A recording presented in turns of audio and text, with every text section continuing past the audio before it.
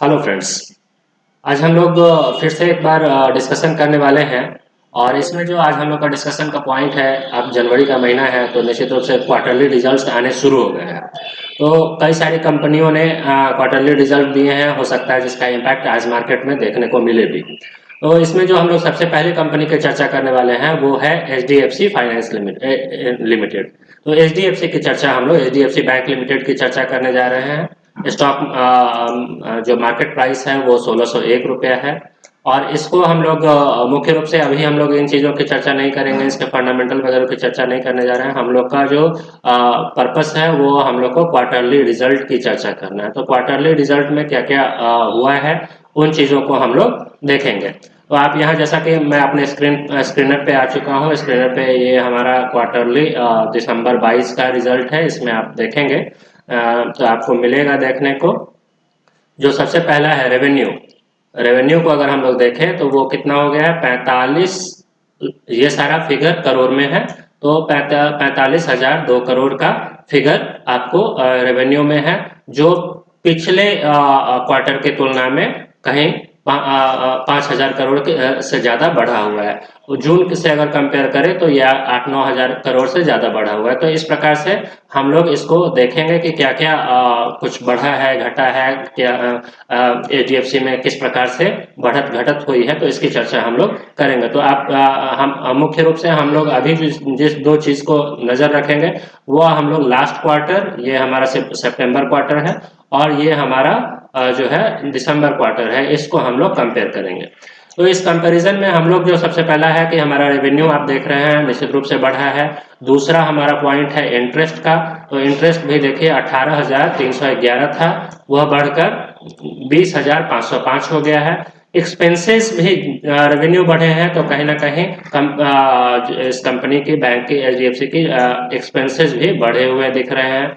तो इस प्रकार से बढ़ा है। आप देखिए फाइनेंसिंग प्रॉफिट की बात करें तो फाइनेंसिंग प्रॉफिट भी 6704 रुपये से 7815 रुपये का फाइनेंसिंग प्रॉफिट हुआ है।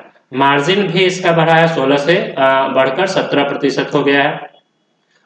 अदर इनकम की बात करें, जो अदर सोर्सेज से इसके कुछ इनकम क्रिएट होते हैं, वह भी 8252 से बढ़कर 9121 रुपया हो गया है।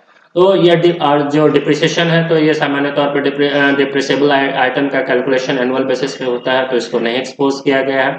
अब प्रॉफिट बिफोर टैक्स देख लें तो जो PBT है वह भी बढ़कर 14,956 करोड़ से बढ़कर 16,936 करोड़ का बढ़त दिख रहा है, जो कि निश्चित रूप से एक अच्छा बढ़त है। जो टैक्स स्लैब है वो तो कॉमन ही है।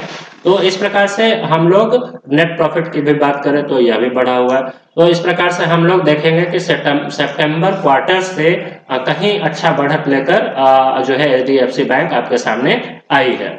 तो ये तो थी हमारी पहली कंपनी जिसकी हम लोग चर्चा कर रहे थे। इसके अलावा हम लोग आज जो रिजल्ट आया है तो उसके लिए हम लोग चूंकि बहुत बड़ा बड़ा वीडियो हम लोग नहीं बना रहे हैं, एक और वीडियो या फिर अगर हम लोग चाहें तो इस वीडियो में भी थोड़ा सा कंपाइल कर सकते हैं, इसके लिए अलग से इसके फंडामेंटल की चर्चा करेंगे। जो हम लोग इसको थोड़ा सा बेसिक देख लेते हैं। जो हमारा अगला वीडियो है, सॉरी अगला जो कंपनी है उसने जो रिजल्ट दिया है उसकी हम लोग चर्चा करें। तो अगली कंपनी हम लोग के पास जो है वो है डी मार्ट। डी मार्ट एक प्रसिद्ध कंपनी है और डी मार्ट को हम लोग देख ले अपने स्क्रीनर पे। तो डी मार्ट के क्वार्टरली रिजल्ट की अगर हम लोग बात करें, डी मार्ट को एवेन्यू सुपरमार्ट्स लिमिटेड के नाम से हम लोग जानते हैं और रिटेल के फील्ड में यह एक अच्छा काम कर रहे हैं। और इसके हम लोग की पॉइंट्स को पहले देख ले। ये लार्ज कैप की कंपनी है। की पॉइंट्स में हम लोग प्रॉस कॉन्स वगैरह की चर्चा तो हम लोग करते ही रहते हैं। आज जो हमारा एक्चुअल मैटर है वो मैटर है हमारा क्वार्टरली रिजल्ट्स को। तो ये आ गए हम लोग अपनी स्क्रीन पे, और यहाँ देखिए ये हमारा लास्ट क्वार्टर रिजल्ट है, और ये हमारा जो है करंट क्वार्टर का रिजल्ट है, जिसका इम्पैक्ट आपको आज मार्केट में देखने को निश्चित रूप से मिलेगा, क्योंकि क्वार्टरली रिजल्ट अनाउंस होने के बाद आज ही मार्केट खुल रहा है। तो ये हम लोग देखेंगे। हम लोग थोड़ा सा अगर चाहें तो जैसे दिसंबर 21 से भी इसको कंपेयर कर सकते हैं। तो यहाँ ये हमारा दिसंबर 21 का फिगर है। आप देखें सेल्स में जो ग्रोथ हुआ है, पहले तो हम लोग लास्ट क्वार्टर से कंपेयर करेंगे तो 10,638 करोड़ से बढ़कर 11,569 करोड़ हुआ है। एक्सपेंसेस भी क्रमशः उसी प्रकार से बढ़ते हुए दिखाई दे रहे हैं। ऑपरेटिंग प्रॉफिट जो है 892 करोड़ से 965 करोड़ रुपया हो गया है। और जो ओपीएम है इसका वो बराबर रह गया है। पीछे से अगर कंपेयर करेंगे तो ओपीएम निश्चित रूप से घटा है, तो ये एक अच्छा साइन है।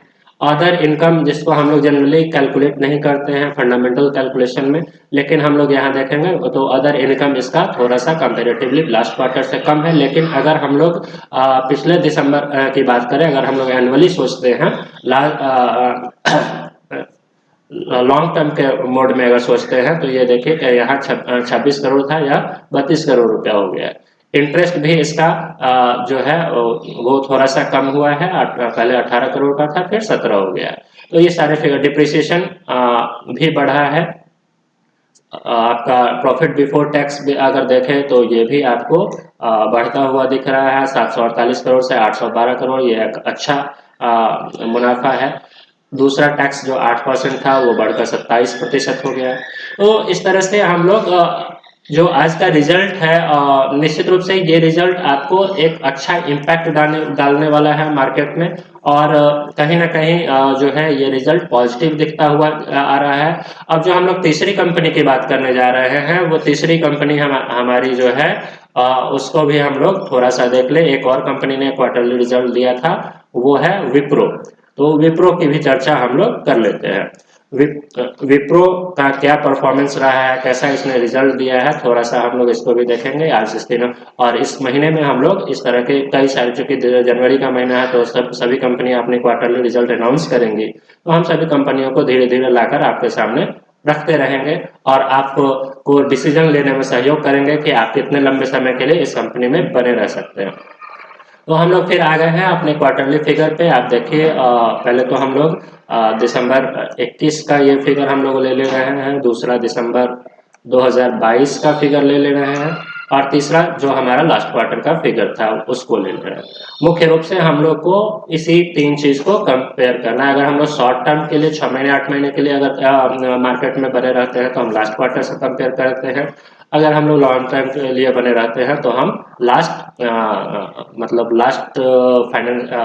फाइनेंशियल ईयर या 52 हफ्तों के जो लास्ट दिसंबर 21 से दिसंबर 22 को कंपेयर करके देखते हैं कि हम लोग अगर हम लोगों ने इसमें निवेश किया हुआ है तो हम लोग लाभ में हैं, अन्यथा नहीं। तो ये सारी चीजें हैं। अब इसमें हम लोग देखिए कि जैसे अगर हम लोग जो सबसे पहला फिगर होता है सेल्स का, तो सेल्स में आप यहाँ 20,315 था, और सितंबर 22 में 22,540 हो गया, और दिसंबर में 23,229 करोड़ रुपया हो गया। तो यह क्रमशः बढ़ता हुआ दिख रहा है। एक्सपेंसेस की भी बात करेंगे तो जहाँ जैसे रेवेन्यू बढ़ता है, सेटअप बढ़ता है, तो एक्सपेंसेस भी कुछ बढ़ते हुए दिखते हैं। 16,134 से बढ़कर 18,605 हो गया, फिर 18,682 करोड़ का ये बढ़त दिखा है। अब इसके ऑपरेटिंग प्रॉफिट को देख ले, तो ऑपरेटिंग प्रॉफिट जो है लास्ट दिसंबर में एक अच्छा ऑपरेटिंग प्रॉफिट दिखा था, लेकिन सितंबर में कंपैरेटिवली अगर हम लोग देखें तो ऑपरेटिंग प्रॉफिट घटा था। लेकिन अगर हम लोग लास्ट सितंबर से और लास्ट दिसंबर दोनों से अगर हम लोग कंपेयर करें तो अभी मार्केट हमारा एक अच्छा रिजल्ट देता हुआ दिख रहा है।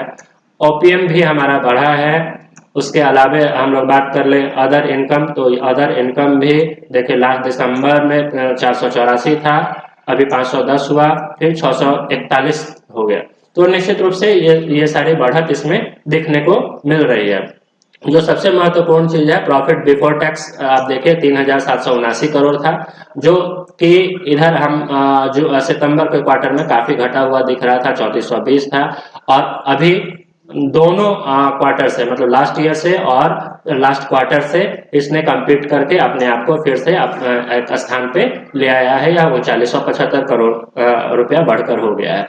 तो ये एक अच्छी बढ़त दिख रही है। विप्रो में लगातार कुछ न कुछ न्यूज आ रहे थे, कुछ नेगेटिव थॉट्स आ रहे थे विप्रो को लेकर, तो इन सब थॉट्स को इस रिजल्ट ने कहीं ना कहीं ऑब्जेक्ट करते हुए आगे निकलने की कोशिश की है। तो इस प्रकार से हम लोगों ने आपके पास आज जो 3 कंपनी रखा है, वो 3 कंपनी निश्चित रूप से पॉजिटिव रिजल्ट तीनों कंपनी देती हुई दिख रही है। अब इस रिजल्ट को मार्केट किस प्रकार से एक्सेप्ट करती है वो हम लोग को आज देखना है। आज के मार्केट